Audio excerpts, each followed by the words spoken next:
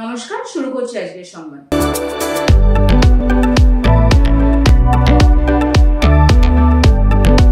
SFI এর 38তম জেলা সম্মেলন অনুষ্ঠিত হবে আগামী 28 ও 29 সেপ্টেম্বর খণ্ডঘোষে। এই সম্মেলনকে কেন্দ্র করে সংগঠনের অভ্যর্থনা কমিটি গঠন করা হলো। প্রয়াত বুদ্ধদেব ভট্টাচার্য নগর এবং দেশ শিক্ষা, সংবিধান ও পরিবেশ রক্ষা মঞ্চে এই সম্মেলনের সফলতার লক্ষ্যে অভ্যর্থনা কমিটি গঠন করা হয় বলে জানিয়েছেন এসএফআই এর জেলা সম্পাদক অনির্বাণ রায়চৌধুরী। অভ্যর্থনা কমিটি গঠনের সভাতে উপস্থিত ছিলেন ছাত্রছাত্রীদের সঙ্গে অভিভাবক, অভিভাবিকা, এলাকার শুভবুদ্ধি সম্পন্ন মানুষজন এবং শিক্ষক শিক্ষিকা বৃন্দ। এই সভা শেষে সম্মেলনের লোগো উদ্বোধন করা হয়। পরে আরজি করে ধর্ষিতা খুন ও ধর্ষণের বিচার চেয়ে বিক্ষোভ মিছিল ও পথসভা করা হয়। মিছিলে ব্যাপক সংখ্যক মানুষ অংশ নেয়।